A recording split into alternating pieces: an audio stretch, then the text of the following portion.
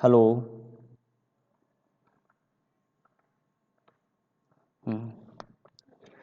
Welcome to सृजन classes, है ना। आपका ये लेक्चर नंबर 6 है, इलेक्ट्रिकल एस्टिमेशन एंड कॉस्टिंग का। आपको आज हम बताने जा रहे हैं अर्थिंग के बारे में, है ना। अर्थिंग क्या है, डिफिनेशन क्या है अर्थिंग का, अर्थिंग करने का पर्पस क्या है ना। और अकॉर्डिंग टू आपका IS स्पेसिफिकेशन, मतलब इंडियन स्टैंडर्ड स्पेसिफिकेशन के अनुसार अर्थिंग में क्या क्या कहा गया, क्या क्या कहा गया है ना। और किस किस इक्विपमेंट को हम लोग अर्थ के साथ कनेक्ट करते हैं, और हम लोग जो अर्थ रेजिस्टेंस होता है वो किस किस फैक्टर पर डिपेंड करता है, और अर्थ रेजिस्टेंस का वैल्यू हम लोग कैसे रिड्यूस कर सकते हैं, कौन कौन सा मेथड लगा के रिड्यूस कर सकते हैं। फिर आपका मेथड ऑफ अर्थिंग क्या है, मेथड ऑफ अर्थिंग क्या है, ठीक है ना। तो पहले हम लोग देखेंगे व्हाट इज अर्थिंग। पहले हम लोग देखेंगे क्या व्हाट इज अर्थिंग। तो अर्थिंग क्या होता है, तो अर्थिंग का मतलब अगर सिंपल आप समझिएगा तो अर्थिंग का मतलब आपका हो गया कि आपका जो सप्लाई सिस्टम का जो न्यूट्रल पॉइंट होता है, जैसे 3 फेज आपका सिस्टम है, 3 फेज 4 वायर सिस्टम है, तो एक उसमें आपका क्या होता है, आपका एक न्यूट्रल पॉइंट होता है। तो न्यूट्रल पॉइंट को, है ना, सप्लाई सिस्टम का जो न्यूट्रल पॉइंट होता है उसको, और जो आपका डिस्ट्रीब्यूशन सिस्टम में आपका जो भी इलेक्ट्रिकल इक्विपमेंट यूज हो रहा है, डिस्ट्रीब्यूशन सिस्टम में आपका जो भी इलेक्ट्रिकल इक्विपमेंट यूज हो रहा है, जैसे डिस्ट्रीब्यूशन बॉक्स हो गया, है ना, या फिर आपका मान लीजिए कोई आपका मोटर है, या आपका आयरन है ना, जो भी आपका यूज हो रहा है अप्लायंस, उसका जो non current carrying metal part होगा, non current carrying metal part होगा, उसको कनेक्ट करना अर्थ से बाय द यूज ऑफ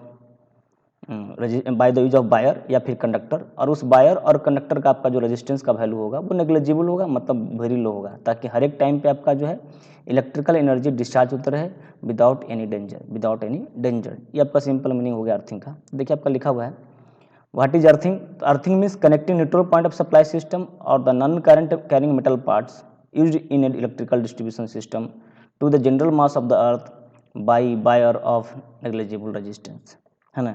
मतलब क्या है कि आपका न्यूट्रल पॉइंट जब सप्लाई सिस्टम का होता है उसको, और जो इलेक्ट्रिकल डिस्ट्रीब्यूशन सिस्टम में आपका जो भी इलेक्ट्रिकल इक्विपमेंट यूज हो रहा है, जो आपका ऊपर कवर होता है, मेटल कवर होता है, वो आपका non current carrying metal part होता है, उसको कनेक्ट करना अर्थ से by the use of wire, और उस वायर का रेजिस्टेंस आपका जो होगा वो क्या होगा, आपका नेग्लिजिबल होगा, मतलब उसका रेजिस्टेंस का वैल्यू वेरी लो होगा, है ना। इसको कहते हैं आप अर्थिंग। इसको क्या कहते हैं, अर्थिंग। तो according to IE rules earthing को डिफाइन किया गया। अर्थिंग को हम लोग कह सकते हैं अर्थेड भी कह सकते हैं। अर्थिंग मतलब ये आपका होता है अर्थेड। और connecting with general means connection with the general mass of the earth in such a manner as to insure at all time an immediate discharge of energy without any danger.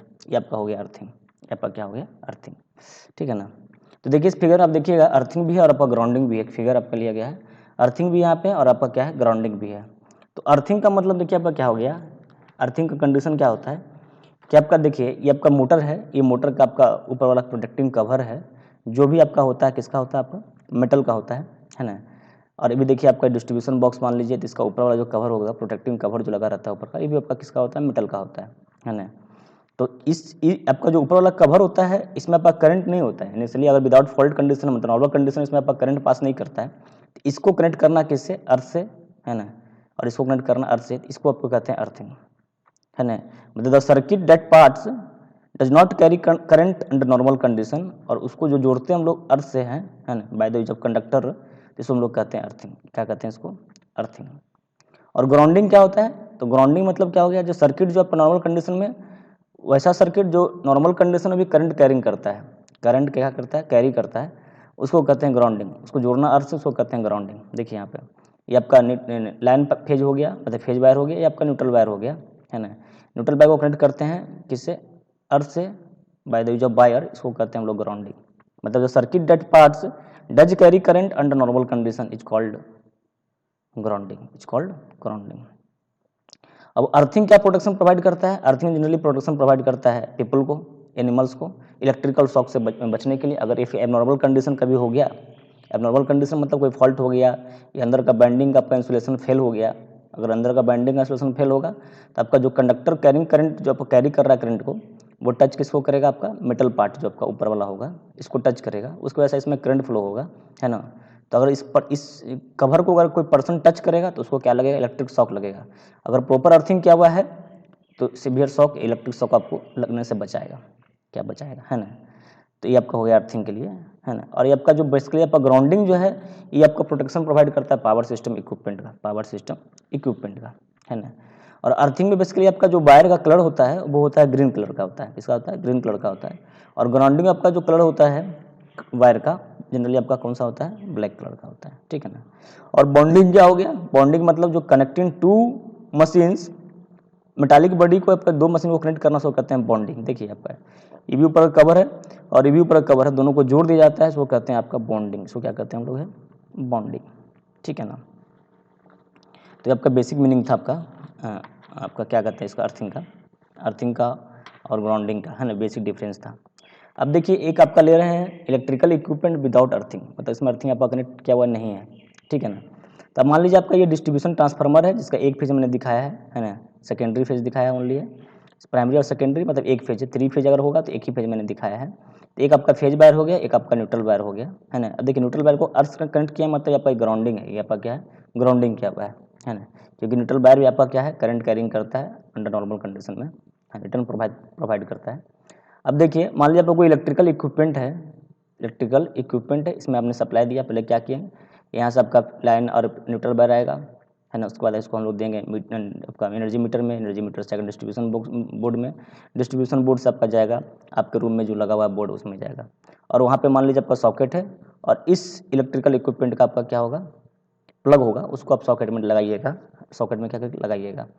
अगर मान लीजिए इस binding, इसके अंदर आपका जो electrical equipment है इसके अंदर आपका कोर होगा, है ना, कोर के अंदर आपकी बाइंडिंग की हुई होगी।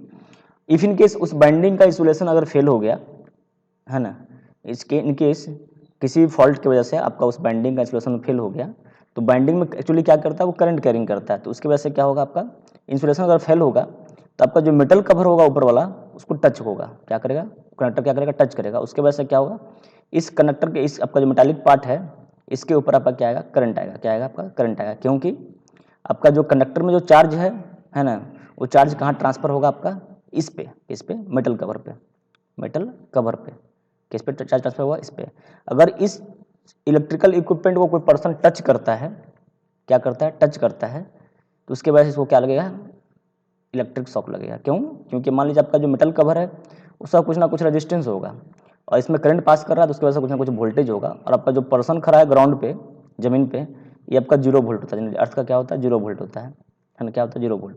तो पोटेंशियल डिफरेंस होने की वजह से इसमें क्या होगा, आपका इसमें आपका करंट पास करेगा, और ये करंट फिर आपका क्लोज लूप कैसे प्रोवाइड करेगा, यहाँ से करंट आया, आपका क्लोज लूप प्रोवाइड करेगा थ्रू अर्थ के द्वारा, क्योंकि करंट हमेशा फ्लो करता है आपका क्लोज लूप में, है ना, क्लोज पाथ में, तो आपका इस प्रकार से आपका करंट पास करेगा। देखिए लिखा हुआ है, when the metallic part of electrical appliance, part that can conduct और allow passes of electric current, comes in contact with live wire, may be due to failure of installation or failure in cable insulation, the metal become charged and a static charge accumulate on it. If a person touches such a charged metal, the result is a severe shock. तो क्या लगेगा, आपका severe shock लगेगा, ठीक है ना।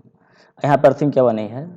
अब देखिए नेक्स्ट आपका जो स्लाइड बता रहे हैं, ये वाला स्लाइड, इसमें मान लीजिए आपका क्या है, अर्थिंग भी क्या हुआ है। देखिए आपका क्या है, ये मान लीजिए आपका सब स्टेशन है जहाँ से हमने लाइन लिए हैं और एक आपका न्यूट्रल वायर लिया है, मतलब एक फेज वायर लिया है, एक आपका न्यूट्रल वायर लिया है। ऐसे देखिए न्यूट्रल को कनेक्ट किए हैं अर्थ से, इसको कहते हैं neutral earthing at substation, या फिर आपका ग्राउंडिंग है, न्यूट्रल ग्राउंडिंग आपका किया हुआ है ना। और आपका फिर आपका किस में दिए हैं, डिस्ट्रीब्यूशन बॉक्स में दिए हैं। तो डिस्ट्रीब्यूशन बॉक्स में आपका एक फेज बार में आपका बताया था आपको कि फेज बार में आपका फ्यूज लगा रहता है, न्यूट्रल बार में कोई ब्रेक नहीं करते, इसमें कोई फ्यूज का आपका यूज नहीं कर सकते, तो आपका न्यूट्रल लिंक है या कनेक्टर आप कर सकते हैं यहाँ पे। और आपका फिर से यहाँ से निकला आपका 2 बार निकलेगा, एक फेज बार, एक आपका न्यूट्रल बार, एक फेज बार और आपका एक न्यूट्रल बार। और ये आपका जाएगा किसमें, बोर्ड में, आपका जो रूम में बोर्ड लगा था उसमें जाएगा, है ना। मान लीजिए हमको कोई इलेक्ट्रिक आयरन यूज करना है, क्या यूज करना है, इलेक्ट्रिक आयरन यूज करना है। तो इलेक्ट्रिक आयरन हमने इसका प्लग होगा जो हम लोग सॉकेट में लगाएंगे। हम लोग यहाँ पे यूज किए हैं 3 कोर केबल, मतलब इसमें 3 वायर होगी, इसमें आपका 3 वायर होगी, है ना। देखिए आपका जो प्लग होता है इस टाइप का होता है, यहाँ पे देखिए दिखाया गया नीचे वाले फिगर में, ये आपका प्लग हो गया इलेक्ट्रिक आयरन का, और सॉकेट होगा इस बोर्ड में लगा हुआ होगा, है ना। देखिए यहाँ पे लिखा हुआ है 3 pin plug and socket, 3 pin plug and socket है आपका। मान लीजिए आपका ये मेटल आयरन है ना। पहले जो अभी तो प्लास्टिक का बॉडी का भी आता है, लेकिन पहले जो आपका आता था वो पूरा मेटल का फ्रेम होता था, हैंडल उंडल सब मेटल का फ्रेम का होता था, है ना। हैंडल इसलिए उस पर आपका लगा रहता था इंसुलेटर, लेकिन आपको जो नीचे वाला पूरा कवर होता था वो किसका होता था, पहले मेटल का होता था। अब इस इलेक्ट्रिक आयरन के अंदर मान लीजिए क्या होगा, आपका बाइंडिंग क्या होगा, कोर होगा, है ना, क्या होगा, कोर होगा, कोर के ऊपर क्या क्या आता है, बाइंडिंग किया जाता है, वो भी कॉपर वायर का होता है। कॉपर वायर का आपका क्या क्या रहेगा, इसमें बाइंडिंग क्या रहेगा, उसके ऊपर आपका इंसुलेशन रहता है, क्या रहता है, इंसुलेशन रहता है। जैसे ही आप यूज करोगे, इफ इन केस किसी फॉल्ट की वजह से, उस केबल या फॉल्ट की वजह से, या वहाँ पर इलेक्ट्रिक फील्ड अगर ज़्यादा हो गया उसके डायलेक्ट्रिक स्ट्रेंथ से, इंसुलेशन का डायलेक्ट्रिक स्ट्रेंथ से, तो आपका क्या होगा, इंसुलेशन वहाँ पे क्या हो जाएगा, ब्रेकडाउन हो जाएगा, मतलब इंसुलेशन क्या हो जाएगा, फेल हो जाएगा, या इसको कह सकते हैं पंचर हो जाएगा, है ना। तो आपका क्या हो जाएगा, आपका इंसुलेशन यहाँ पे क्या हो जाएगा, उसका बाइंडिंग के अंदर जो आपका बाइंडिंग का क्या हो जाएगा, इंसुलेशन क्या हो जाएगा, आपका फेल हो जाएगा। तो उसके वजह से आपका जो कंडक्टर है वो टच किसको करेगा, जो मेटल कवर होता है उसको टच करेगा, क्या करेगा, टच करेगा, है ना। इसका जो मेटल कवर होगा, मेटल फ्रेम जो होगा उसको क्या करेगा, टच करेगा करंट। अगर इस पर्सन को कुछ, ये पर्सन आपका मान लीजिए है, ये पर्सन अगर इस इलेक्ट्रिक आयरन को टच करता है तो उसकी वजह से आपका क्या लगेगा, शॉक लगेगा। लेकिन यहाँ पे देखिए आपका अर्थिंग क्या हुआ, अर्थिंग मतलब जो आपका non current carrying metal part होता है, जैसे डिस्ट्रीब्यूशन बॉक्स का जो ऊपर वाला कवर होता है, ये आपका क्या होता है, non current carrying metal part होता है। उसको अगर हम लोग कनेक्ट करते हैं अर्थ से, तो आपका हो गया अर्थिंग, क्या हो गया, अर्थिंग। साथ में आपका जो भी आपका जिस इसके अंदर भी होता है, बोर्ड के अंदर भी, उसको हम लोग क्या जो है, अगर मेटल का सबका है तो उसको भी अगर कनेक्ट कर देंगे किससे, हम लोग इस डिस्ट्रीब्यूशन बॉक्स से एक वायर जाती है, डिस्ट्रीब्यूशन बॉक्स से आपका जो कंज्यूमर डिस्ट्रीब्यूशन बॉक्स है उससे एक वायर जाती है, आपकी अर्थिंग ही जाती है ना, वो आपका क्या है, कनेक्ट है। अब मैं क्या बोल रहा था, अगर इस पर्सन को टच करता है इसमें, इस मेटल पार्ट को क्या करेगा, टच करेगा, तो इस ह्यूमन बॉडी का आपका जो रेजिस्टेंस का वैल्यू होता है कितना होता है, 1000 ओम, कितना होता है आपका 1000 ओम। और अर्थिंग का वैल्यू हमने बताया था कि अर्थिंग का रेजिस्टेंस का वैल्यू वेरी लो होता है, तो हमने जूम किया यहाँ पे 1 ओम, क्या जूम किया, 1 ओम। डिफरेंट के लिए डिफरेंट कंडीशन होता है, मैं बताऊंगा, है ना, लेकिन मैंने जूम किया कितना है, 1 ओम। ज़्यादा वैल्यू नहीं होती है, इसकी वैल्यू होती है जनरली 1 से 0.5 से आपका 5 ओम तक वैल्यू होती है, मैक्सिमम 5 या 6 ओम तक होती है। तो मैंने जूम किया कितना, अगर मान लीजिए आपका 1 ओम है, क्या आपका 1 ओम है ना। तो अगर मान लीजिए इफ इन केस इस मेटल फ्रेम में आपका करंट अगर आता है, तो आपका जो करंट हमेशा जो है आपका क्या, कौन सा पाथ प्रोवाइड करता है, वो हमेशा लो रेजिस्टेंस पाथ के थ्रू आपका करंट क्या करता है, फ्लो होता है। तो आपका ह्यूमन बॉडी का आपका करंट कितना, आपका रेजिस्टेंस कितना आपका है, 1000 ओम है। और आपका जो डिस्ट्रीब्यूशन बॉक्स है, इसका आपका जो है रेजिस्टेंस का वैल्यू कितना आपका है, 1 ओम है, कितना आपका है, 1 ओम है। तो करंट हमेशा कौन सा पाथ कवर करेगा, आपका जो लो रेजिस्टेंस पाथ होगा। तो लो रेजिस्टेंस पाथ मतलब आपका 1 ओम के आपके थ्रू आपका क्या होगा, करंट आपका क्या होगा, अब नॉर्मल करंट, और या कह सकते हैं फॉल्ट करंट आपका कहाँ फ्लो होगा, through the earth, through the earth. और इस टाइप से अपना क्लोज लूप बनाएगा, इस टाइप से अपना वो क्लोज लूप बनाएगा, ठीक है ना। तो बेसिक मीनिंग आपका अर्थिंग का यही हो गया, है ना, अर्थिंग का वैल्यू आपका, अर्थिंग का बेसिक मीनिंग आपका यही हो गया। मैंने क्या बोला कि इफ इन केस आप किसी इलेक्ट्रिक आयरन को सप्लाई के साथ कनेक्ट करते हैं, और अर्थ अगर वहाँ पे प्रोवाइडेड है, अर्थ आपका क्या है, प्रोवाइडेड है ना, अर्थ क्या आपका है, प्रोवाइडेड है। और अर्थ का देखिए आपका जो लाइन फेज वायर का आपका कलर क्या है, आपका रेड है, न्यूट्रल वायर का आपका कलर क्या है, ब्लू होता है, और अर्थिंग का कलर क्या होता है आपका, अर्थिंग का आपका जो वायर का कलर क्या होता है आपका, ग्रीन होता है, क्या होता है आपका, ग्रीन होता है, ठीक है ना। अब देखिए यहाँ पे क्या हो रहा है कि अगर इस पर्सन को हम बता रहे हैं, अगर इस पर्सन को आपका इस इलेक्ट्रिक आयरन को अगर कोई पर्सन पकड़ता है ना, क्या करता है, पकड़ता है, ठीक है ना, तो आपका रेजिस्टेंस जो ह्यूमन बॉडी का होता है वो ज़्यादा होता है as compare to earth resistance, as compare to आपका अर्थ रेजिस्टेंस। तो अगर इस पर्सन, अगर इस मेटल फ्रेम में आपका कोई अगर इलेक्ट्रिक आयरन का जो मेटल फ्रेम होता है, अगर उसमें कोई करंट आता है, तो आपका जो नॉर्मल करंट होगा या फॉल्ट करंट जो आपका होगा, वो कहाँ से पास करेगा आपका, through the through the earth wire, through the earth wire, क्योंकि इस अर्थ वायर का रेजिस्टेंस का वैल्यू क्या होता है, वो वेरी लो होता है as compare to human body, as compare to human body. और इसके वजह से आपका जो फ्यूज होगा आपका यहाँ पे क्या हो जाएगा, ब्लो हो जाएगा, मतलब उड़ जाएगा, मतलब खराब, वहाँ पे फ्यूज आपका गल जाएगा। उसकी वजह से आपको जो है इलेक्ट्रिक शॉक आपको लगने से बचेगा, इलेक्ट्रिक शॉक लगने से क्या होगा, बचे, ठीक है ना। अब एक चीज़ और ध्यान दीजिएगा, आपका ये जो प्लग है, देखिए ये आपका अर्थिंग का होता है, और एक फेज का होता है, आपका न्यूट्रल का होता है। देखिए दोनों क्रॉस सेक्शनल एरिया सेम है, लेकिन आपका इस अर्थिंग का आपका जो होता है, इसका जो आपका पिन है, इसका जो वायर है आपका, इसका जो थिकनेस है वो ज़्यादा है, इसका डायमीटर आप देखिएगा, डायमीटर क्या इसका ज़्यादा है as comparison to this, as comparison to this. क्यों, क्योंकि आपका जो फॉल्ट कंडीशन में आपका जो है, फॉल्ट कंडीशन में आपका जो है, अगर फॉल्ट करंट वेरी हाई है, तो आपका जो करंट डायरेक्टली प्रोपोर्शनल टू क्या होता है, एरिया क्रॉस सेक्शन। जिस वायर की मोटाई ज़्यादा होगी उसमें ज़्यादा करंट फ्लो करेगा, जिस वायर की मोटाई कम होगी उसमें कम करंट फ्लो करेगा, है ना, कम करंट फ्लो करेगा। तो देखिए आपका जो फॉल्ट कंडीशन आपका करंट क्या होता है, बहुत ज़्यादा होता है, वेरी हाई होता है। तो फॉल्ट कंडीशन आपका अर्थिंग और कनेक्टेड है, तो आपका जो मैक्सिमम फॉल्ट करंट होगा वो कहाँ से पास करेगा, ये आपका थ्रू द दिस पिन के थ्रू, है ना। इसलिए इसकी आपका जो है मोटाई ज़्यादा होती है एज कंपेरिजन टू फेज और न्यूट्रल का, एज कंपेरिजन टू फेज और न्यूट्रल का, ठीक है ना। इसलिए इस प्लग का आपका जो है आपका डायमीटर जो होता है आपका स्पिन का ज़्यादा होता है एज कंपेरिजन टू बिलो का, as comparison to below pin का, ठीक है ना। अब देखिए डिफरेंट टर्म आपका यूज किया गया है अर्थिंग, इलेक्ट्रिकल अर्थिंग में। पहला आपका अर्थ इलेक्ट्रोड क्या होता है, तो अर्थ इलेक्ट्रोड कहने का मतलब आपका जो हो गया वैसा कंडक्टर है ना, वेन ए कंडक्टर और conducting plate buried in the earth for electrical earthing system. मतलब जो कंडक्टिंग प्लेट है ना, जो कंडक्टिंग प्लेट होता है या फिर ऐसा कोई कंडक्टर जिसको हम लोग अर्थ के नीचे डालते हैं उसको कहते हैं हम लोग हैं अर्थ इलेक्ट्रोड। क्या कहते हैं, अर्थ इलेक्ट्रोड। और अर्थ इलेक्ट्रोड बेसिकली किसी भी शेप का हो सकता है, वो प्लेट टाइप का हो सकता है, रॉड टाइप का हो सकता है ना, या मेटल वाटर पाइप हो सकता है, या फिर एनी कंडक्टर हो सकता है जिसका रेजिस्टेंस का वैल्यू क्या होना चाहिए, सिर्फ लो होना चाहिए, तो कहते हैं अर्थ इलेक्ट्रोड।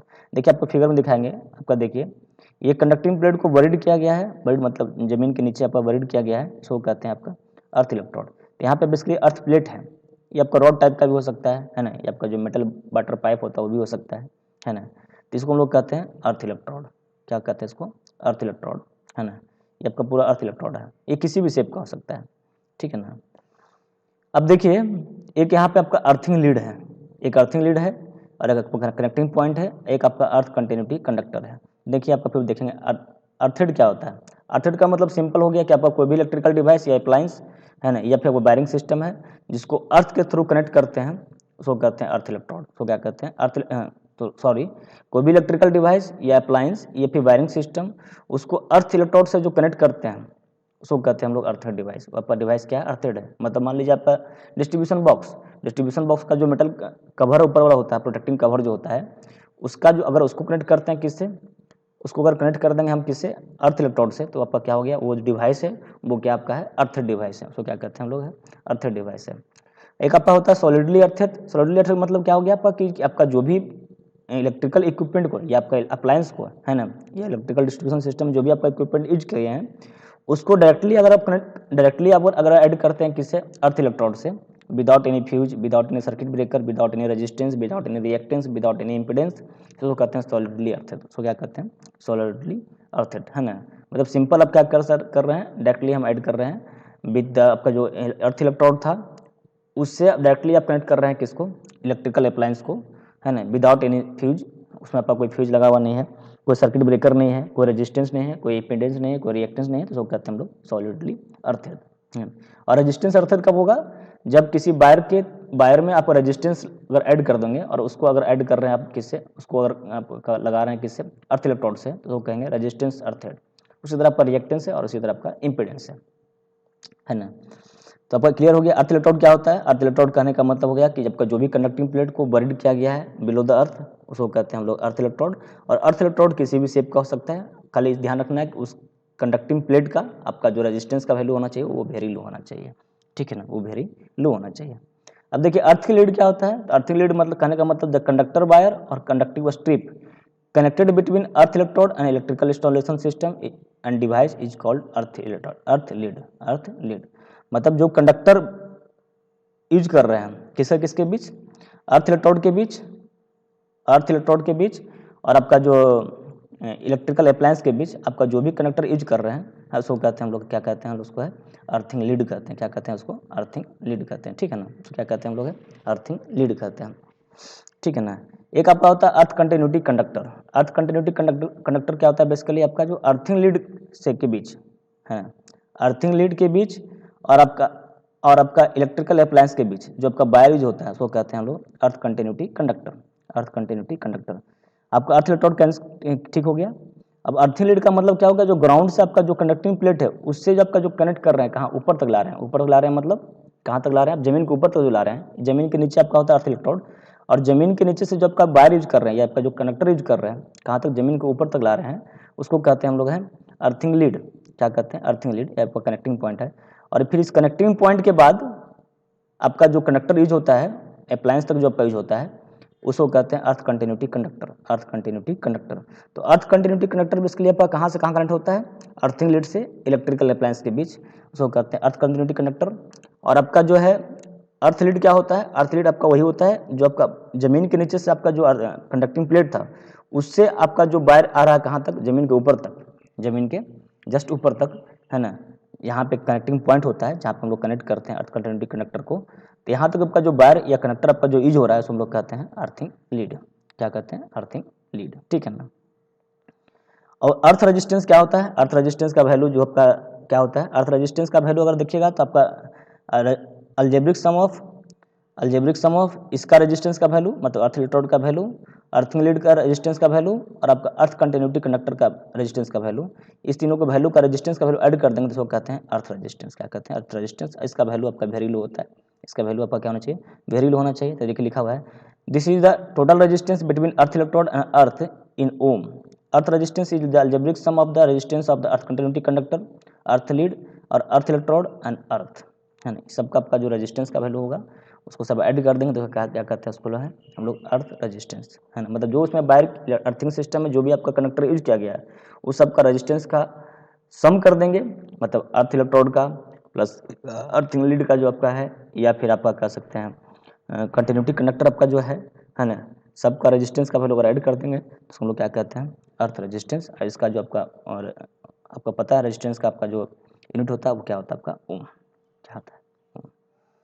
अब देखिए पर्पस क्या अर्थिंग का है, तो अर्थिंग का बताया पहला पर्पस आपका सिंपल सा है। ये पहला आपका पर्पस आपका अर्थिंग क्या है कि इलेक्ट्रिकल शॉक से बचाता है ह्यूमन बॉडी को।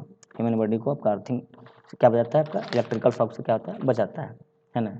To avoid electrical shock to human body, है ना। ह्यूमन बॉडी को आपको इलेक्ट्रिकल शॉक लगने से क्या होता है? बचाता है। पहला पर्पस आपका यही है ना। और लीकेज करंट को भी आपका रोकता है। अगर कोई अप्लायंस पर आपका लीकेज करंट हो रहा है उसको भी क्या करता है? रोकता है। सेकेंड आपका to keep voltage as constant in healthy phase if fault occurs on any one phase. अगर 3 फेज में मान लिया किसी एक फेज में आपका वो फॉल्ट होता है तो रिमेनिंग आपका जो 2 फेज है उसका वोल्टेज आपका वेरी होने नहीं देगा, उसका वोल्टेज आपका क्या रहेगा? कांस्टेंट रहेगा, है ना। वही आपका सेकेंड है to keep voltage as constant in the healthy phase if fault occur on any one phase. अगर 3 फेज 4 वायर सिस्टम है आपका तो किसी एक फेज में मान लिया फॉल्ट होता है तो रिमेनिंग आपका जो 2 फेज होगा उसमें आपका वोल्टेज जो आपका क्या होगा? कांस्टेंट होगा। मतलब वोल्टेज का वेरिएशन हेल्दी फेज करने का मतलब जो आपका जिस फेज में आपका फॉल्ट नहीं है उस फेज में आपका जो वोल्टेज क्या होगा? आपका कांस्टेंट होगा। सेकेंड आपका to protect electric system and building from lighting. मतलब प्रोटेक्ट किसको करता है? इलेक्ट्रिक सिस्टम को प्रोटेक्ट करता है ना। और आपका जो लाइटिंग आपका जो होता है घर पे उससे भी आपका क्या करता है? ये प्रोटेक्ट करता है। To serve as a return conductor in electrical traction system and communication. मतलब इलेक्ट्रिकल ट्रैक्शन सिस्टम में और कम्युनिकेशन में ये बेसिकली आपका जो अर्थिंग है ये बिहेव करता है एज ए रिटर्न कंडक्टर के जैसा, रिटर्न कंडक्टर के जैसा। नेक्स्ट आपका to avoid the risk of fire in electrical installation system. मतलब आग लगने से इलेक्ट्रिकल इंस्टॉलेशन सिस्टम में उससे भी क्या करता है? ये बचाता है क्या? आपका अर्थिंग। तो पर्पस आपका यही है ना। पहला आपका पर्पस क्या है कि आपका ह्यूमन बॉडी को इलेक्ट्रिक शॉक लगने से बचाता है। सेकेंड आपका है कि आपका जो लीकेज करंट होता है ना, उसको भी आपका अनवांटेड पाथ जो आपका होता है लीकेज करंट का उसको प्रोवाइड करता है आपका थ्रू अर्थ के थ्रू। थर्ड आपका मेन क्या है कि आपका इफ इन केस किसी एक फेज में फॉल्ट हुआ तो रिमेनिंग आपका जो फेज है, रिमेनिंग आपका जो फेज होगा जिसमें फॉल्ट नहीं होगा उसका वोल्टेज का वेरिएशन होने नहीं देगा। सेकेंड आपका जो है ये प्रोटेक्ट करता है इलेक्ट्रिक सिस्टम को या इलेक्ट्रिक पावर सिस्टम को, है ना। और बिल्डिंग के ऊपर लाइटनिंग जो स्ट्रोक होता है उससे भी ये क्या करता है? ये प्रोटेक्ट करता है। और नेक्स्ट पर्पज इसका क्या है कि इलेक्ट्रिक ट्रैक्शन सिस्टम में और कम्युनिकेशन सिस्टम में आपका जो है ये बेसिकली आपका जो अर्थिंग है ये प्रोवाइड करता है, रिटर्न कंडक्टर प्रोवाइड करता है, रिटर्न पाथ प्रोवाइड करता है। और आपका इलेक्ट्रिकल इंस्टॉलेशन सिस्टम में आपका आग लगने से क्या करता है? ये बचाता है अर्थिंग, ठीक है ना। अब देखिए इंडियन स्टैंडर्ड स्पेसिफिकेशन है फॉर अर्थिंग के लिए कि आपका distance of earth from the building, मतलब बिल्डिंग से कितने डिस्टेंस पे हम लोग को अर्थिंग करना चाहिए। तो आपका जो अर्थिंग करने का आपका डिस्टेंस है बिल्डिंग से मिनिमम कितना आपका होना चाहिए? एटलीस्ट मोर देन 1.5 मीटर अभी। मतलब बिल्डिंग आपका जिस एरिया में बना हुआ है उस बिल्डिंग से अगर कहीं पर आपको अर्थिंग लगाना है तो आपका जो बिल्डिंग से और अर्थिंग सिस्टम के बीच आपका जो डिस्टेंस होना चाहिए वो मिनिमम कितना होना चाहिए? आपका 1.5 मीटर से ज़्यादा होना चाहिए, 1.5 मीटर से ज़्यादा होना चाहिए, ठीक है ना। नेक्स्ट आपका क्या है? Resistance of earth. तो रेजिस्टेंस ऑफ अर्थ कहने का मतलब रेजिस्टेंस का वैल्यू इतना लो होना चाहिए ताकि आपका जो फॉल्ट करंट है या नॉर्मल करंट जो आपका फ्लो होता है किसी भी फॉल्ट की वजह से तो आपका उस करंट का वैल्यू वेरी हाई होता है। तो अगर रेजिस्टेंस का वैल्यू अगर वेरी लो होगा तो आपका मैक्सिमम करंट जो आपका है ना, क्योंकि करंट हमेशा कौन सा पाथ प्रोवाइड करता है? हमेशा हम सब किस पाथ से प्रोवाइड करता है? किस पार्ट से आपका फॉलो करता है? तो जिस पाथ का आपका रेजिस्टेंस का वैल्यू क्या होता है? लो होता है। जिस पाथ का आपका रेजिस्टेंस का वैल्यू क्या होता है? लो होता है, तो उसी पाथ से तो इसलिए आपका जो अर्थिंग रेजिस्टेंस का वैल्यू होना चाहिए वो बहुत कम होना चाहिए, है ना। और आपका जो वैल्यू है अर्थ रेजिस्टेंस का वैल्यू, ये डिपेंड करता है बहुत सारे फैक्टर पे, है ना। वेदर कंडीशन पे डिपेंड करता है ना। और आपका जो जिस ज़मीन के अंदर आपका कंडक्टिंग फ्लूइड जब डालते हैं, उसका जो ज़मीन के अंदर जो मिट्टी है उसके मॉइस्चर पे डिपेंड करता है, उसके कंडीशन पे डिपेंड करता है, उस मिट्टी का टेम्परेचर कितना उस पर डिपेंड करता है, हम लोग देखेंगे सब, है ना। और कितने अंदर आप अर्थ इलेक्ट्रोड को लगाए हैं, है ना, ज़मीन से कितना अंदर आप डाले हैं अर्थ इलेक्ट्रोड, ये सब चीज़ पे डिपेंड करता है ना। बट इसका आपका फिक्स है कि आपका अर्थिंग रेजिस्टेंस का वैल्यू आपका जो है वो 1 ओम से कम नहीं होना चाहिए, 1 ओम से कम नहीं होना चाहिए, है ना। लेकिन कभी कभी देखिए आपको लिखा हुआ है the following value of earth resistance maximum permissible value will give satisfactory result. अगर लार्ज पावर स्टेशन है तो वहाँ पे आपका कितना वैल्यू होना चाहिए, आपका अर्थ रेजिस्टेंस का वैल्यू आपका 0.5 ओम होना चाहिए। स्मॉल सब स्टेशन है तो वहाँ पे वैल्यू कितना होना चाहिए, आपका 2 ओम होना चाहिए, है ना। मेजर पावर स्टेशन है तो वहाँ पे क्या होना चाहिए, आपका 1 ओम होना चाहिए, है ना। और अगर टावर आपका जो आपने यूज देखा था आपने पोल स्ट्रक्चर, है ना, लैटिस स्टील टावर है तो आपका अर्थ रेजिस्टेंस को कितना होना चाहिए, आपका 3 ओम होना चाहिए। अगर फैक्ट्री सब स्टेशन है तो उसका आपका कितना होना चाहिए, 1 ओम होना चाहिए, है ना। ठीक है ना। तो ये सब आपका जो है वैल्यू आपका फिक्स किया गया कि आपका ये वैल्यू आपका जो अर्थ रेजिस्टेंस का वैल्यू आपका जो है रिजल्ट जो आपका देता है सेटिस्फैक्ट्री देता है, क्या देता है आपका सेटिस्फैक्ट्री देता है। तो आपको ऑब्जेक्टिव में पूछ सकता है what is the value of earth resistance for large power station, तो आपको याद रखना पड़ेगा 0.5 ओम, मेजर पावर स्टेशन के लिए 1 ओम, स्मॉल सब स्टेशन के लिए 2 ओम, है ना। आपका लैटिस स्टील टावर के लिए 3 ओम, फैक्ट्री सब स्टेशन के लिए कितना 1 ओम, है ना। ठीक है ना। अब फिर नेक्स्ट आपका बोला गया कि आपका अर्थ वायर और earth electrode will be the same material. आपका जिस मटेरियल का आपका अर्थ इलेक्ट्रोड है उसी मटेरियल का क्या होना चाहिए, आपका अर्थ वायर होना चाहिए, है ना, अर्थ वायर होना चाहिए। The earthing electrode should always be placed in vertical position inside the earth और pit so that it may be in contact with all the different earth layer, है ना। आपका जो अर्थिंग इलेक्ट्रोड है वो उसको हमेशा जो है वर्टिकल प्लेस करते हैं ज़मीन के अंदर, ज़मीन के अंदर, ताकि आपका जो अर्थ इलेक्ट्रोड है वो आपका अर्थ का डिफरेंट लेयर को क्या करे, वो टच करे, कॉन्टैक्ट में रहे, है ना, कॉन्टैक्ट में रहे, है ना। मान लीजिए किसी ऐसा आप अंदर डाले हैं अर्थ इलेक्ट्रोड को और किसी ऐसा पोजीशन पे मान लीजिए आपका जो है मॉइस्चर कम है, कहीं पे ज़्यादा है, तो आपका डिफरेंट लेयर को क्या करना चाहिए, आपका अर्थ इलेक्ट्रोड क्या करना चाहिए, टच करना चाहिए, ठीक है ना। नेक्स्ट आपका क्या होना चाहिए, size of earth continuity conductor. जो आपका अर्थ कंटिन्यूटी कंडक्टर कहाँ पे यूज किया जाता है, आपका अर्थिंग लीड से और आपका इलेक्ट्रिकल अप्लायंस के बीच जो आपका कनेक्टर यूज होता है उसको कहते हैं हम लोग अर्थ कंटिन्यूटी कंडक्टर। तो उसका बेसिकली आपका साइज दिया गया है कि the cross sectional area of the earth continuity conductor should not be इधर लेस देन 2.9 मिलीमीटर स्क्वायर। मतलब आपका जो अर्थ कंटिन्यूटी कंडक्टर का आपका जो एरिया होगा, मतलब क्रॉस सेक्शन या डायमीटर कर सकते हैं उस वायर का, उसका वैल्यू आपका जो है 2.9 मिलीमीटर स्क्वायर से कम नहीं होना चाहिए। या SWG में देखेंगे तो उसका वैल्यू कितना चाहिए, 14 होना चाहिए। कितना होना चाहिए, आपका 14 होना चाहिए। या फिर आपका जो इलेक्ट्रिकल वायर इंस्टॉलेशन आपका जो वायर यूज किया गया उसका थिकेस्ट, जो सबसे ज़्यादा थिकेस्ट वायर होगा उसका हाफ एरिया लेंगे, उसका हाफ एरिया लेंगे, ठीक है ना। Generally the size of bare copper wire use as a earth continuity conductor, है ना। जनरली हम लोग कौन सा यूज करते हैं, नंगा कॉपर वायर हम लोग यूज करते हैं अर्थ कंटिन्यूटी कंडक्टर में, और उसका जो साइज होता है उसका साइज कितना होना चाहिए, आपका 3 SWG, है ना। आपका SWG का बताया था स्टैंडर्ड वायर गाउज, है ना। बेसिकली आपका क्या करता है, ये कंडक्टर का डायमीटर ये मेजर करता है आपका गाउज, गेज इसको कहते हैं स्टैंडर्ड वायर गेज। और गेज बेसिकली क्या करता है, जो कंडक्टर का डायमीटर है वो मेजर करता है ना। नेक्स्ट आपका देखिए क्या है, अकॉर्डिंग टू आई रूल और IEEE institute of electrical engineer regulation आपका दिया गया है कि किस किस इक्विपमेंट को हम लोग जो है ना अर्थिंग के साथ कनेक्ट करते हैं, किस किस इक्विपमेंट को हम लोग अर्थिंग के साथ कनेक्ट करते हैं। देखो earth pin of 3 pin lighting plug आपको दिखाई दे, प्लग 3 पिन का 4 पिन का भी आता है ना। तो उसको परमानेंटली हम लोग क्या करते हैं, अर्थ के साथ कनेक्ट करते हैं। तो हम लोग डायरेक्टली उस प्लग को नहीं करते हैं हम लोग, जो आपका जो डिस्ट्रीब्यूशन बोर्ड या आपका जो बोर्ड आपका रूम में लगा हुआ है ना, उसमें एक सप्लाई आपका आता है, एक सप्लाई वायर आता है, एक आपका वायर आता है उसमें जो आपका अर्थिंग के साथ कनेक्ट होता है। अर्थिंग के साथ क्या होता है, आपका कनेक्ट होता है, तो उसको हम लोग कनेक्ट करते हैं। यानी कि हम लोग प्लग का आपका जो एक मोटा वाला वायर आपका जो होता है पिन होता है उसको कनेक्ट करते हैं नहीं।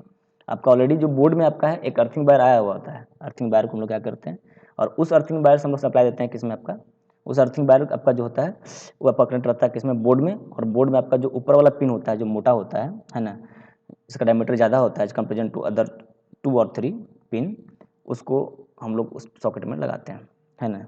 तो earth pin of 3 pin lighting plug socket और 4 pin power plug should be efficiently and permanently earthed, है ना। आपका अर्थिंग इसके अर्थिंग सब क्या होना चाहिए, आपका ये कनेक्ट होना चाहिए।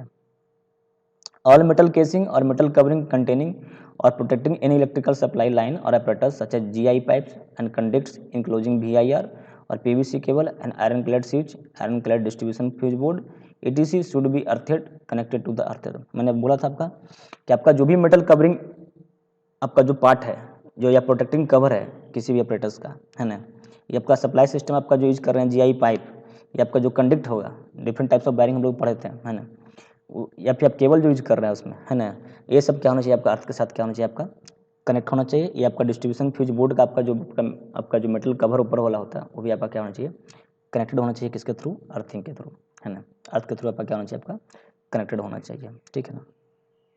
नीचे देखिए लिखा हुआ है the frame of every generator, stationary motor और metallic parts of the all transformer used for controlling energy should be earthed by 2 separate and 8 distinct connection with the earth, है ना। मैंने क्या बोला था आपका कि जो भी आपका जनरेटर का आपका जो प्रोटेक्टिंग कवर होता है ऊपर वाला मेटल फ्रेम जो होता है, या कोई मोटर का, है ना, या आपका जो ट्रांसफार्मर का ऊपर वाला जो आपका कवर होता है ना, वो भी आपका क्या होना चाहिए आपका अर्थेड होना चाहिए, क्या होना चाहिए आपका अर्थेड होना चाहिए। और इन केस ऑफ न्यूट्रल आपका in case of 3 phase 4 wire में आपका क्या होता है, आपका जो न्यूट्रल कनेक्टर होता है उसको हम लोग क्या करते हैं अर्थिक सब कनेक्ट करते हैं। अगर 3 वायर डीसी सिस्टम है, 3 वायर डीसी सिस्टम का जो तो मिडिल कनेक्टर होगा उसको हम लोग क्या करेंगे अर्थ के थ्रू कनेक्ट करेंगे, अर्थ के थ्रू क्या करेंगे कनेक्ट करेंगे, है ना। तो ये सब आपका इक्विपमेंट जो आपका है ना, आपको क्या क्या होना चाहिए प्रॉपर क्या होना चाहिए आपका अर्थिंग होना चाहिए, ठीक है ना। नेक्स्ट आपका देखिएगा कि किस किस फैक्टर पर आपका अर्थ रेजिस्टेंस डिपेंड करता है। तो पहला आपका कंडीशन ऑफ सॉइल, मतलब है ना, जो मिट्टी के अंदर आपका जो अर्थ इलेक्ट्रोड लगाए हैं, है ना, वहाँ पे आपका कंडीशन क्या है सॉइल का है, वहाँ पे मॉइस्चर कितना प्रेजेंट आपका है, उस जिस सॉइल का आपका टेम्परेचर क्या है, और कितना अंदर तक आप डेप्थ किए हैं, कितना अंदर तक आप गाड़े हैं अर्थ इलेक्ट्रोड को, है ना, उस पर डिपेंड करेगा। और size and spacing of earth plate and size of conductor, है ना, साइज क्या है उसका अर्थ प्लेट का, है ना, और उसका स्पेसिंग कितना दिया आपने, मान ली 2-3 प्लेट आपने लगाया है, हम देखेंगे आपका 2-3 प्लेट आपने मान ली लगाया है, अर्थ प्लेट आपका जो है आपका जो क्या करते हैं अर्थ इलेक्ट्रोड जब का लगाया है, मान लीजिए मोर देन 1 लगाया है, तो दोनों के बीच स्पेसिंग कितना है, उसका साइज कितना है ना, सब पे आपका डिपेंड करता है।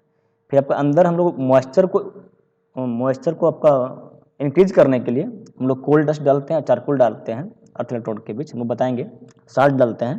तो अब किस क्वालिटी का है और क्वांटिटी कितना में डाले हैं, तो quality of coal dust and charcoal in the earth electrode हम लोग बताएंगे, आप देखिएगा आगे, है ना, हम जब बताएंगे रोड आपका रोड अर्थिंग कैसे करते हैं, आपका पाइप अर्थिंग कैसे करते हैं, ब्लेड अर्थिंग कैसे करते हैं, तो वहाँ पर लोग डालते हैं साल्ट और कोल का आपका अलग अलग लेयर डालते हैं बेसिकली आपका मॉइस्चर को इंक्रीज करने के लिए, है ना। तो वहाँ पे आप किस क्वालिटी का आप कोल यूज किए हैं, है ना, ये चारकोल आप किस क्वालिटी का यूज किए हैं, वो आप उस पर भी आपका डिपेंड करता है, ठीक है ना। अब देखिए different method for reducing the earth resistance का वैल्यू रिड्यूस करने के लिए डिफरेंट मेथड है। पहला आपका जो अर्थ इलेक्ट्रोड है, आपने मान लीजिए सिंगल लगाया है, तो उसका आपका जो है नंबर बढ़ा सकते हैं, नंबर क्या कर सकते हैं बढ़ा सकते हैं। मान लीजिए आपका एक अर्थ इलेक्ट्रोड यूज किए हैं, रेजिस्टेंस का वैल्यू आपका सेटिस्फैक्ट्री नहीं दे रहा है जो हमने बताया है, तो हम लोग क्या कर सकते हैं different number of more than 1 electrode use कर सकते हैं, सॉरी मोर देन 1 अर्थ इलेक्ट्रोड हम लोग क्या कर सकते हैं उसमें यूज कर सकते हैं। और आपका जो अर्थ इलेक्ट्रोड होना चाहिए वो कनेक्टेड होना चाहिए किसमें, पैरेलल में, किसमें आपका पैरेलल में, इसलिए क्योंकि आपका पैरेलल में अगर कनेक्ट करेंगे तो इक्विवेलेंट रेजिस्टेंस जो आपका होगा उस अर्थ इलेक्ट्रोड का, उसका वैल्यू क्या होता है कम होता है। मैंने बताया आपको पता होगा कि अगर रेजिस्टेंस को अगर कनेक्ट करेंगे पैरेलल में तो इक्विवेलेंट रेजिस्टेंस का वैल्यू कम होगा, और रेजिस्टेंस को इंक्रीज करेंगे आपका रेजिस्टेंस को अगर ऐड करेंगे सीरीज में तो रेजिस्टेंस का वैल्यू क्या होता है आपका इंक्रीज होता है ना। इसलिए हम लोग जो अर्थ इलेक्ट्रोड का आपका जो नंबर बढ़ाएंगे, नंबर इंक्रीज करेंगे, तो सभी अर्थ इलेक्ट्रोड को हम लोग कनेक्ट करेंगे किसमें पैरेलल में, ताकि आपको अर्थ रेजिस्टेंस का वैल्यू क्या हो जाए घट जाए। सेकेंड आपका by using larger size of earth electrode, अगर लार्जर साइज का अर्थ इलेक्ट्रोड करेंगे तो मतलब एरिया बढ़ेगा, तो R equal to rho L by A, अगर एरिया बढ़ेगा तो रेजिस्टेंस का वैल्यू आपका क्या होगा कम होगा, कम होगा, है ना। By increasing the depth of pit for earthing system, है ना, मतलब आपका जो अर्थ इलेक्ट्रोड है उसका डेप्थ को क्या करेंगे इंक्रीज करेंगे, अगर डेप्थ को इंक्रीज करेंगे तब भी आपका अर्थ रेजिस्टेंस का वैल्यू क्या होगा घटेगा, है ना। अब फिर देखिए आपका लिखा हुआ नेक्स्ट वाला लास्ट पॉइंट आपका इंपॉर्टेंट है, the area around the earthing pipe is increased, area around the earthing pipe is increase, मतलब जहाँ पे आपका मान लीजिए रोड अर्थिंग किए हैं, है ना, या प्लेट अर्थिंग किए हैं, तो उसके अराउंड आपका जो एरिया होना चाहिए, जो हम लोग गड्ढा खोदते हैं वो आपका एरिया क्या होना चाहिए, एरिया को क्या करेंगे हम लोग बढ़ाएंगे। और charcoal soaked in salt solution is filled in the pit, हमने बताया था कि कोल और आपका साल्ट का सॉल्यूशन को क्या करते हैं उसके ऊपर डालते हैं, क्या करते हैं डालते हैं, है ना, उससे भी आपका क्या होगा अर्थ रेजिस्टेंस का वैल्यू क्या होगा घटेगा। In dry season the fresh salt water is poured through pipe over the coal layer to create moisture, है ना। ड्राई सीजन में मतलब जो पशु समर के सीजन में हम लोग क्या करते हैं साल्ट वाटर ऊपर से डालते हैं, है ना, अर्थिंग में, ताकि आपका जो है आपका जो मॉइस्चर को क्या कर सके क्रिएट कर सके, ताकि आपका अर्थ रेजिस्टेंस का वैल्यू क्या हो सके, आपका डिक्रीज हो सके, है ना, मतलब रिड्यूस हो सके। तो आपका ये डिफरेंट टेक्निक है आपका अर्थ रेजिस्टेंस का वैल्यू को रिड्यूस करने के लिए, है ना, ठीक है ना। तो पहला आपका क्या हो गया, पहला आपका मेथड है कि आपका अर्थ इलेक्ट्रोड का नंबर बढ़ाएंगे और सभी को कनेक्ट करेंगे पैरेलल में ताकि आपका अर्थ रेजिस्टेंस का वैल्यू रिड्यूस हो जाए। सेकंड, अगर आपका जो आपका अर्थ इलेक्ट्रोड का साइज है उसको बढ़ाएंगे, साइज बढ़ाने से आपका एरिया बढ़ेगा और एरिया बढ़ने से आपका क्या होगा, आपका रेजिस्टेंस का वैल्यू डिक्रीज होगा, है ना। ये आपका बेसिक चीज़ है अर्थ रेजिस्टेंस को रिड्यूस करने के लिए। By increasing the depth of pit, मतलब अर्थ इलेक्ट्रोड का आपका जो डेप्थ है, जमीन के अंदर जो गाड़ते हैं उसकी डेप्थ का आपका डेप्थ क्या करेंगे, इंक्रीज करेंगे, है ना, तब भी आपका अर्थ रेजिस्टेंस का वैल्यू डिक्रीज होगा। या फिर अर्थिंग के अराउंड जहाँ पे आपका अर्थ पाइप लगाए हैं उसके अराउंड आपका एरिया बढ़ाएंगे और उस एरिया हम लोग क्या फिल करते हैं, चारकोल मतलब कोल और साल्ट का सोल्यूशन को क्या करते हैं, फिल करते हैं ताकि आपका जो मॉइस्चर को क्या कर सके, बढ़ा सके, ताकि वहाँ पे अर्थ रेजिस्टेंस का वैल्यू क्या हो सके, डिक्रीज हो सके, अर्थ रेजिस्टेंस का वैल्यू क्या हो सके, डिक्रीज हो सके। और ड्राई सीजन में हम लोग क्या करते हैं, वहाँ पे एक आपका साल्ट वाटर है ना, फ्रेश साल्ट वाटर आपका क्या करते हैं उसके ऊपर डालते हैं, है ना, ताकि आपका अर्थ रेजिस्टेंस का वैल्यू क्या हो सके, आपका रिड्यूस हो सके, ठीक है ना। अब डालते कैसे हैं हम लोग देखेंगे अभी आगे जब पढ़ाएंगे डिफरेंट मेथड ऑफ अर्थिंग, है ना, उसमें हम लोग देखेंगे किस कौन सा प्रोसेस हम लोग डालते हैं, ठीक है ना, क्या लगा होता है उसमें। नेक्स्ट आपका है types of earthing. Types of earthing देखिए, आपका रॉड अर्थिंग होता है, स्ट्रिप और वायर अर्थिंग होता है, और एक आपका होता है पाइप अर्थिंग, और हम लोग होता है प्लेट अर्थिंग। इसके बारे में हम लोग नेक्स्ट लेक्चर में देखेंगे कि व्हाट इज रॉड अर्थिंग, कैसे करते हैं, रॉड अर्थिंग कैसे करते हैं, पाइप अर्थिंग कैसे करते हैं, प्लेट अर्थिंग कैसे करते हैं, और स्ट्रिप और वायर अर्थिंग कैसे करते हैं, ठीक है ना। ठीक है, थैंक यू।